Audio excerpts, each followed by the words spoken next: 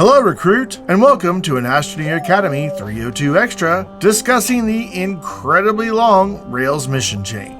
In previous courses covering mission chains that can unlock schematics in the research catalog, we have typically investigated the missions first, then took a deep dive into the items unlocked in those missions. For Rails, we have flipped this around for one simple fact. I dislike the Rails missions. Why? Well, in my opinion, they feel like incredibly uninspired fetch quests.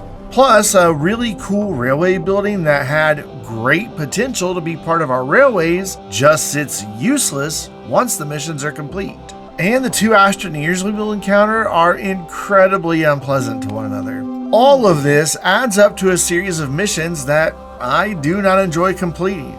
Because of this, I will often spend the bytes to unlock rail items instead of waiting to unlock them via the missions. But Astroneer Academy is nothing if not comprehensive, so let's take a look at all of the missions in this very long mission chain. We actually began this mission chain way back in the Resourceful Missions course, when we completed the Digging Deeper mission. Just to recap, you must first complete the Talking Tungsten mission before Digging Deeper is available. Once it is an active mission, you simply need to gather 3 malachite and then use the mission log on a landing pad to claim your reward of the Peculiar Piece. If you're having a case of deja vu right now, thinking you've seen this item before, that is because its appearance is pretty much identical to the Strange Object from the Xenobiology mission chain. Similar to the Strange Object, the Peculiar Piece appears via an Einstein-Rosen bridge and emits a unique sound.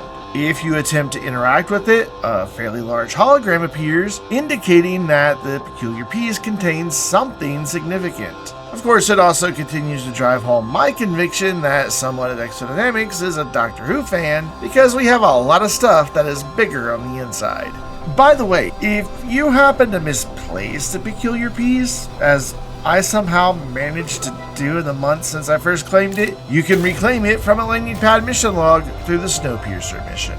Interacting with the Peculiar Piece reveals that we need to travel to Glacio to deploy whatever this large structure is. So jump in a shuttle and blast off for Glacio.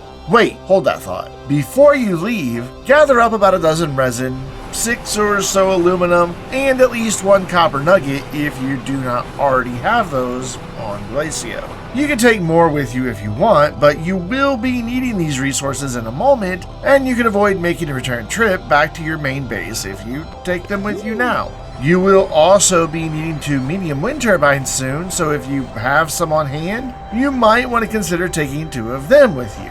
Additionally, some missions will require an exochip, so you should probably bring a few of those along as well. If you do not already have a base on Glacio, you might even consider taking along resources for a couple of platforms and a small and medium printer, and some additional power producers. Oh, and maybe a dynamite or 2, along with aluminum alloy and tungsten carbide for missions we will encounter later today. Okay, now you can head to Glacio.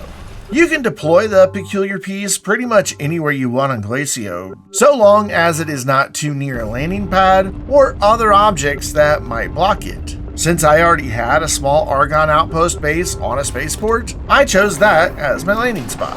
A fairly large area around the Peculiar Piece will be flattened when you activate it, so keep that in mind when selecting a location. If your Peculiar Piece is sitting on a significant slope, you are going to have a fairly off-kilter building after you activate the Peculiar Piece. Similar to shelters and the Xenobiology lab, once you have activated the Peculiar Piece, you cannot move the building it deploys. So spend some time thinking about the best place for your needs, and maybe even create a small level pad for it to ensure it sits nice and flat. Once you have located the suitable spot, place the Peculiar Piece on the ground and interact with it using the indicated input control. When you do, the Peculiar Piece is consumed and, in a bright flash of light accompanied by a longish musical interlude and the sounds of a railroad crossing, it is replaced with the first of 3 logistics depots we will encounter. Deploying the Peculiar Piece will also complete the Snowpiercer mission, and we'll claim the rewards for that mission in just a moment. All 3 logistics depots in this mission chain will be essentially identical, so let's inspect this logistics depot to learn more about it. It features 4 power cable plugs, 2 in the front and 2 in the rear. When facing the front of the logistics depot, there is a mission log to the left and a data log to the right. Similar to a landing pad, this mission log will allow you to claim physical mission rewards, and they will be dropped onto the small square pad surrounded by yellow railing. The front portion of the logistics depot contains a rail segment and connection points to build out a rail network on either side. To the right of the logistics depot is a small building. The front of this building contains 2 large doors that will automatically open when a rail vehicle containing mission objects is present on the logistics depot. Just above those doors is an indicator that functions much like the one we saw last week on a rail station. On the left side of the building, there is a single small Tier 1 slot that will be used almost exclusively for supplying items to the depot that are required for various missions. Around back, there are 2 blue oxygen tanks, and the depot is capable of supplying oxygen when you're near it, and it will provide oxygen to connected rails and power cables. And the blue roof of this small building includes 2 medium Tier 2 storage slots, though both of these storage slots will soon be occupied by very specific items in order to complete a mission. The logistics depot also includes a small light to illuminate the surrounding area, a communications antenna, a railroad crossing sign that will move under certain conditions, and 2 small red indicators reminiscent of railroad crossing warning lights. While the logistics depot can be included in a built-out rail line, they are not especially useful for anything other than completing the rail mission chain. They do not provide any of the automation functionality of the rail stations that we discussed last week. They do, however, provide a source of oxygen, and you can utilize them to call the nearest rail vehicle to the logistics depot. The 4 power cable plugs could also assist you in constructing an outpost base or expanding your power production network. As I mentioned a moment ago, deploying the peculiar piece completed the Snowpiercer mission, so let's open up the mission log to claim the reward of a QTRTG. There are now 2 new missions available, Windup and Logistical Chip. Each of these missions will reward you with 750 bytes. The first, Windup, requires that you install a medium wind turbine in each of the medium storage slots on the roof of the logistics depot. It's worth mentioning that once these medium wind turbines are installed, you will most likely be unable to remove them. The second mission, Logistical Chip, requires that you provide an exochip to the logistics depot. You can do this by placing the exochip into the Tier 1 slot on the side of the small building on the logistics depot. We now have a new mission, Back on Track, that instructs us to access the data log to request support for railway creation. So head over to the data log and interact with it, then push the big green button to authorize a support request. When you do, you not only complete the Back on Track mission, which unlocks the research catalog schematic for rail post bundles and a rail engine, but you also open up the transportation manual and the first entry in personal logs. The entries in the transportation manual are actually fairly helpful, as they provide some key information for many of the missions you will be completing. Staying on Track explains that the logistics depot contains a receptacle for mission items along with power connections. Depots in You explains that we will be traveling to Glacio, Calidor, and Sylva during this mission chain, and offers some guidance as to where you will be able to locate various mission items on each planet. A Pile of Pylons introduces pylons that will typically be found in the same location as mission items that we will be collecting. This entry also seems to indicate that a rail junction can be attached to a pylon, but as we will see in a moment, this is not actually possible. The next entry, Junction Function, seems to double down on the suggestion of connecting a rail junction to a pylon, and also explains a bit about how rail junctions work. The final entry, Training Safety, repeats a warning that we discussed in our course on using rail posts to create a railway. Specifically, be careful when building a railway, as the rail segments deform the surrounding terrain and have the potential to send you plummeting downward into a cave or crevice if the terrain it deforms was not very thick. The rest of the entry goes on to explain that you will be encountering some dangerous situations and to not lose heart if you suffer a reprint. The personal logs will eventually contain a great deal of information about the pioneers of railway development in the Astroneer training program. We will circle back to the personal logs once they're all available to read after we have completed all of the rail missions. Turning our attention back to the mission log, our next mission is Engine-uity, which requires a rail engine to be placed on the Logistics Depot rail segment.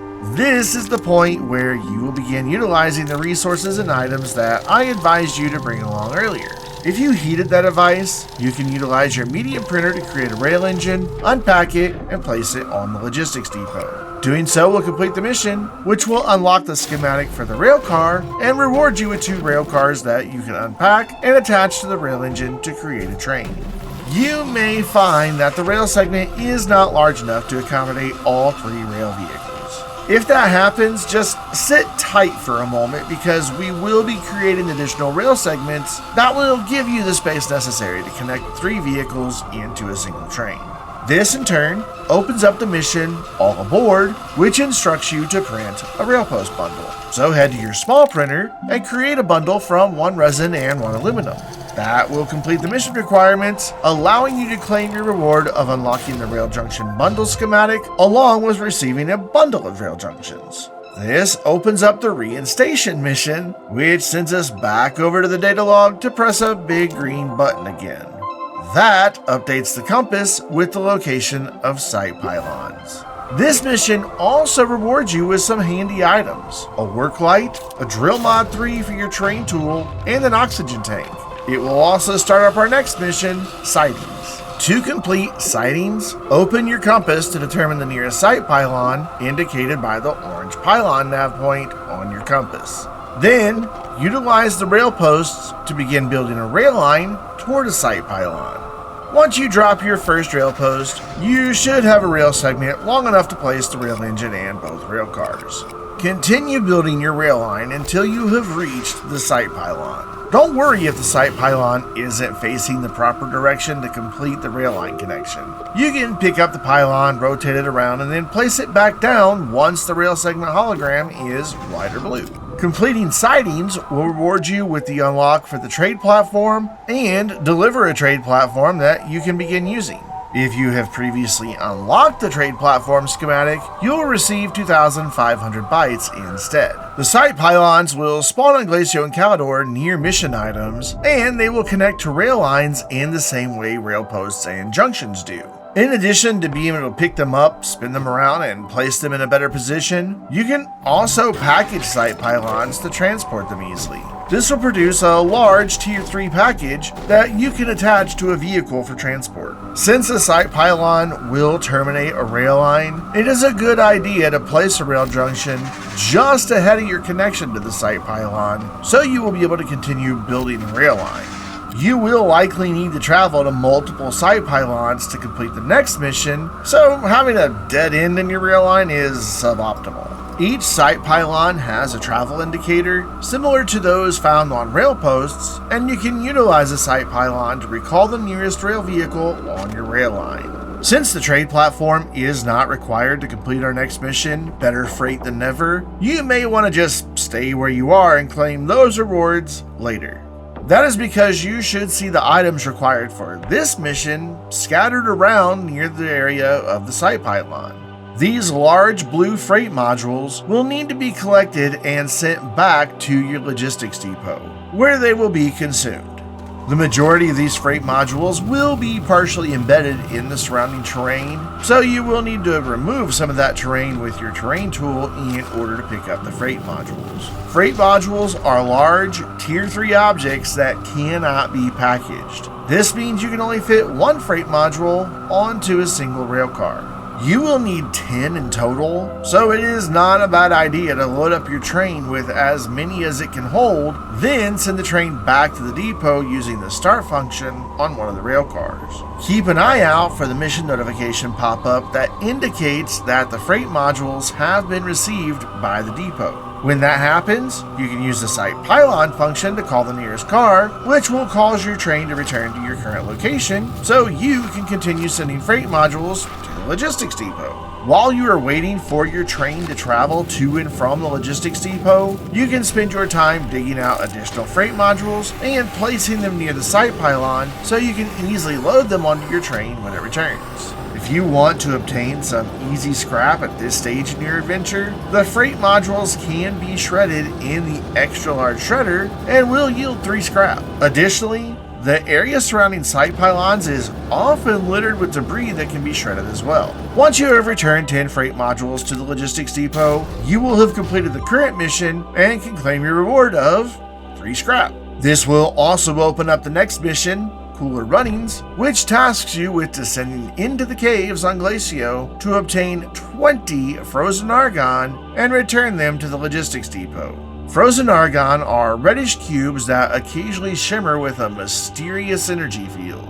This shimmering effect is what can make them fairly easy to locate in the caves if the site pylon nav points are not appearing on your compass. They will usually be found in groups of 2 or more, and once you have located them, you can carry them back to the logistics depot with your rover, or you can extend your rail lines to the location and load them up on your train.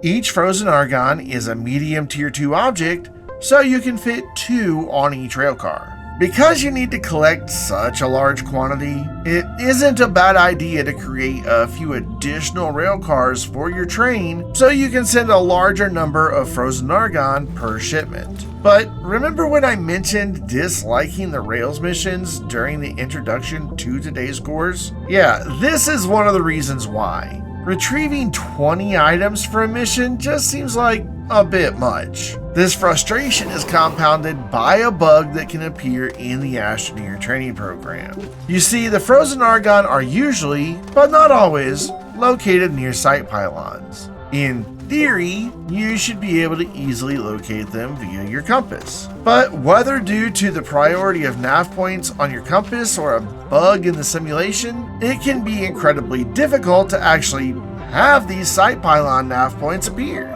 In fact, I've encountered numerous situations where I was standing right next to one of the site pylons in the caves of Glacio, and yet the compass still did not display a nav point for it. It's annoying. If you do encounter this problem, you can try descending down into the 2nd or even 3rd cave layer on Glacio. It seems like I have better luck getting nav points to appear when I do this. But if we want to complete this mission, we do need to go find 20 frozen Argon. Since I often encounter issues with locating the site pylons via the compass, I will typically utilize a rover with a drill and paver to explore the first few cave layers. You may encounter frozen Argon on the surface from time to time, especially in the thawed tundra region, but you will have better luck finding them in the caves.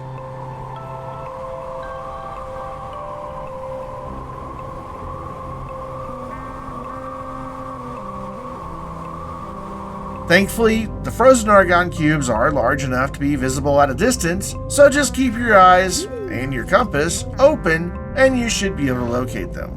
Frozen Argon can also be useful for research bytes and scrap. Each frozen Argon will yield 1,575 bytes when placed in a research chamber, and 1 scrap when placed in the large or extra large shredder. They cannot be packaged, however, so you will need a lot of storage space if you wish to collect them for these uses. Once you have delivered all 20 frozen Argon to the logistics depot, you can head back to the mission log and claim your reward of 1 exochip. You will have also opened up the next mission, Rubberstamp, which requires you to push the big green button, again, on the data log to authorize the shipment of items you have collected. When you do, the Rubberstamp mission is complete, and you can claim your reward of the Curious Gadget. This small gadget is practically identical to the peculiar piece, except that it must be deployed on Calidor. Before you leave for Calidor, you might want to consider collecting your rail posts back into bundles. Most of the rail lines you built for the missions no longer lead to a particular useful destination, so there is not really a good reason to leave them in place. This is not mandatory, of course, but if you collect all the rail posts you have used on Glacio, you can take them with you to reuse them in upcoming missions on Calidor and Sylva. In fact, you may also want to consider packaging your rail engine and any rail cars you have and taking them with you as well. This will save you some time and some resources, since you will not need to create many additional rail posts or rail cars for further missions today. Once you arrive on Calidor, the first few missions will feel very familiar. Spend a moment to prepare a nice flat spot on Calidor, then deploy the Curious Gadget, which completes the Curiouser and Curiouser mission and rewards you with another QTRTG. From there, you need to install 2 medium solar panels on the roof of this new logistics depot, which will complete the Sunrise mission and reward you with 750 bytes. If you do not have any medium solar panels on hand, you should be able to find them on debris and wreckage on the surface of Calidor. Then insert 2 exochips into the small slot on the side of the depot to complete chipping in and receive another 750 bytes as a reward. Now, head over to the data log to update your compass with site pylon locations by hitting the big green button. That completes the Manifestation mission, rewarding you with 2 rail post bundles, a rail junction bundle, and a rail engine. Yeah, we just breezed through a bunch of missions there, but they are similar enough to what we tackled on Glacio that you shouldn't have too much trouble with them. Now it's time to open up your compass and head down into the caves of Calidor to obtain 10 artifacts to return to the logistics depot. The site pylon nav points will typically indicate locations that are 2 or 3 levels deep inside of the caves, so be certain to bring along a few bundles of rail posts to help you reach your target. Since you are going to be traveling deep inside of Calidor, you may wish to utilize a rover with a drill and a paver to quickly create a path to a site pylon, then build out your rail lines on that path. And be sure to use what you learned from the Astroneer Academy 302 Quick Bite to place rails with a rover. Once you do begin deploying rail posts, it is not a bad idea to create a segment leading out of the logistics depot and then deploy your rail engine and cars. That will allow you to call them using a site pylon once you have reached it. After you connect your rail line to a pylon, you will have completed the Pile On mission, and you can call your train to begin collecting the artifacts. You can also use the mission log built into your backpack to claim your mission reward of 750 bytes. Artifacts are medium cube-like objects that have a slight purple hue to them, along with the same shimmering effect seen on frozen Argon. And they'll be found suspended in large geometric structures, often appearing in groups of 3 or more. Since they are medium objects, you can fit 2 of the artifacts on each rail car. Once you have collected and returned 10 to the logistics depot, you can return to a mission log on a landing pad or the logistics depot and claim your reward of 6 scrap for completing the Just the Facts mission. If you have any leftover artifacts, you can use them as decoration or drop them into a research chamber where they will yield 960 bytes. The dynamite I encourage you to bring along will come into play soon, so you might want to bring that with you before you delve even deeper down inside of Calidor to the Mantle region to locate our next mission objective, Obelisks. If your compass is not displaying any Obelisk nav points, continue digging deeper until they appear. They are bright orange once again, though instead of a pylon icon, they display a rather mysterious looking symbol. And unfortunately, they may not appear on your compass until you're very near to them. This is another place where using a rover with a drill and a paver can speed up the process. In fact, given how this mission plays out, you may not even need to place rail lines at all. Editor Brandon here with a quick note. The nav points for the obelisks failed to appear on my compass at all when I was in the upper portion of the Mantle region. Once I dug down deeper into the lower caverns of the Mantle, the obelisk nav points appeared, but only once I was close to them. Thankfully, this portion of the Mantle tends to have larger open areas, making the obelisks easy to spot. While we are seeking out obelisks, they are not the end goal of the current They Belong in a Museum mission. Instead, we will need to detonate obelisks to obtain a total of 10 Obelisk Shards. And for that, I have a quick pro tip. Instead of using 1 dynamite per obelisk, try gathering a few of them together into one spot. There are usually 2 or 3 within fairly close proximity to one another.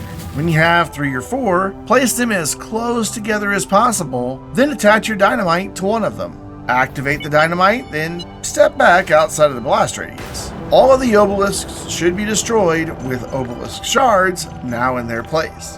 Since the shards have a tendency to go flying as a result of the explosion, you may even wish to dig a bit of a pit and build out some walls around that pit to try to keep the Obelisk Shards from flying too far away. 3 obelisks are usually enough to yield all 10 shards, as each one yields 2 to 4 shards when exploded, but there have been occasions where I needed to detonate a 4th to obtain all 10. If you wind up with more than 10 shards, the extras can be researched for 960 bytes each. Once you have all 10 Obelisk Shards, return them to the Logistics Depot to complete the mission and claim your rewards of 3 exochips. This opens up the Logbook mission, which requires you to return to the data log on the Logistics Depot to authorize a shipment of the items you have collected on Calidor. Hit the big green button to complete the mission, and you will be able to claim 2,000 bytes as a reward. Our new mission, Traveling Companion, requires that you provide the Logistics Depot with a few items. These are all the things I encouraged you to bring along before you left for Glacio, and they are 1 exochip, 1 aluminum alloy, a tungsten carbide, and a copper. Once you have inserted all 4 of those items into the small slot on the Logistics Depot, you'll have completed the mission and can claim your reward, coal. We discussed coal in our previous course, so you can head back there for a refresher on all of the details of this great little train engine. We are almost finished with rail missions on Calidor, but first, we need to use the data log on a Logistics Depot and download a science team report to complete the Discovery Train mission. Push the big green button, then use the mission log to claim your reward of an unusual device. Yep, it's another one of these little pieces that contains a fairly large Logistics Depot, and this time, we need to deploy it on Sylva. By now, you are familiar with how to deploy one of these. Find a good spot, level it off, then deploy the unusual device. Place a medium wind turbine and a medium solar panel on the roof of the new Logistics Depot, and then drop 3 exochips into the small slot on the side. This will all complete the central processing, day and night, and dip some chips missions, rewarding you with an RTG and a total of 2,000 bytes. Now, access the data log on the Logistics Depot to once again request support by pushing the big green button, which will complete the Unrailable mission and reward you with a schematic for the rail station, plus provide you with a rail station and 2 more rail cars. If you have previously unlocked the rail station in the research catalog, you'll receive 2,500 bytes. I know we've been at it for quite a while in today's course, but we only have 3 more missions remaining. For the first, Mystery Shrooms, you need to head down into the mantle region of Sylva and collect 10 of the mysterious mushrooms. Once you reach the mantle, these are fairly hard to overlook. They are incredibly large objects and they have a familiar shimmering effect. Since they are large objects, only 1 will fit on each rail car, so you will definitely want a longer train for these. Once again, you can turn to a rover with a drill and paver to create a quick path down to the mantle, then walk back up, placing rail posts as you go, until you have connected back to the Logistics Depot. Then pilot the train back down to the mantle and begin collecting mysterious mushrooms. These may be partially embedded in the surrounding terrain, so you may need to dig them up. Do exercise a bit of caution if you utilize a drill and paver to reach the mantle. Mysterious mushrooms will be destroyed if you touch them with either the drill or the paver. Granted, there are hundreds of them around the mantle, so it's not a huge loss if you manage to destroy a few. Mysterious mushrooms can also be destroyed with dynamite, which will yield 1 to 3 astronium and 1 to 3 organic. Once you have returned all 10 mystery mushrooms to the Logistics Depot, you can claim your rewards: a hydrazine jetpack and 2 hydrazine, along with unlocking the schematic for the hydrazine jetpack. As with previous rewards, if you have already unlocked the hydrazine jetpack, you will receive 15,000 bytes. The next mission, Singular Substance, is fairly simple. You need to collect 32 Astronium and transport them to the logistics depot. 32 is the number of resource nuggets required to fill a medium resource canister, and if you have a rover with a drill and paver, you can easily get to the core of Sylva to fill that resource canister quickly. Then you can head back to your logistics depot, drop the canister on one of your rail cars and set it to output, and then just wait a few moments until all the Astronium is delivered to the depot. If you already have enough Astronium on hand, then that's a bonus and you can use that Astronium instead. That completes the mission and rewards you with another QTRTG. The final mission, training complete, is easy. Access the data log on the logistics depot to confirm your shipment from Sylva. Hitting that big green button will shift your view to the logistics depot, where Conductor Bell appears, looks around as if somewhat confused, and then waves at you before vanishing into an Einstein-Rosen bridge. You can claim your final Rails mission rewards of an RTG, the conductor suit, and the train whistle emote. This final mission also means that all entries in the personal log section are now unlocked and available to read. So before we wrap things up today, I want to quickly summarize what we can learn from them. Fair warning though, as I mentioned at the outset of today's course, these logs are filled with entries of two Astroneers being quite unpleasant to one another. But let's dig into it anyway. Things begin with Conductor Bell on Glacio remarking that the extreme cold has caused a slowdown in the rail system, and she resorted to adding the QTRTG to improve performance. Bell also remarks that Dr. Stone, who lacks a background in engineering and logistics, is set to arrive soon. The data log jumps forward in time a bit, and Bell is now worried that Dr. Stone seems to be prioritizing the cargo being retrieved over the integrity and safety of the rail vehicles. And this is really the crux of the matter.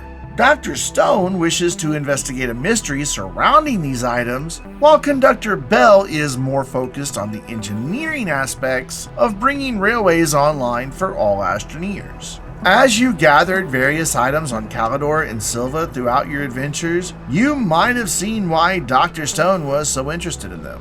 Now that we have completed the missions, a lot of this information is lost to us. But before, while the missions were active, they all display notes from Dr. Stone and Conductor Bell. The next few entries see the relationship between Bell and Stone deteriorate as each one's work seems to be at odds with the others. Stone continues to take risks and push the equipment to the literal breaking point, which further alienates Bell. Midway through, Conductor Bell is so enraged that she resigns from the project altogether, leaving Dr. Stone to carry on.